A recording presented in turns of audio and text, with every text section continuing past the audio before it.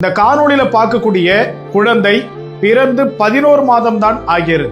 இந்த குழந்தைக்கு சிறுநீரக மற்றும் பெருங்குடல் பிரச்சனையின் காரணமாக இதுவரைக்குமே 4 அறுவை சிகிச்சை செய்திருக்கிறாங்களாம்.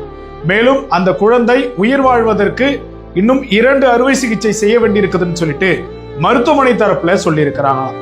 இந்த அறுவை சிகிச்சைக்காக ரூபாய் 10 லட்சம் முதல் 13 லட்சம் தேவைப்படும் சொல்லிட்டு மருத்துவமனை தரப்புல சொல்லி இருக்கிறதா பெற்றோர்கள் நம்மை தொடர்பு கொண்டு சொன்னாங்க.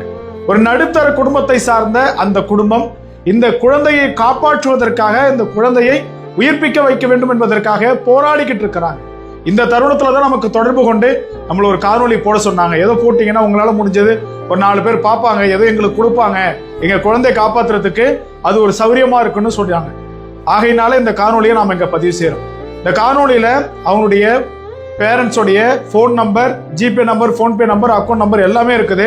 இந்த குழந்தைக்கு யாராவது உதவணும்னு நினைச்சீங்கன்னா நிச்சயமா அவங்களுக்கு தொடர்பு கொண்டு உங்களால முடிஞ்ச ஒரு சின்ன தொகை, ஏதோ ஒண்ணு, ஒரு 10 ரூபாயா இருந்தா கூட இந்த அக்கௌண்ட்டுக்கு போடுங்க.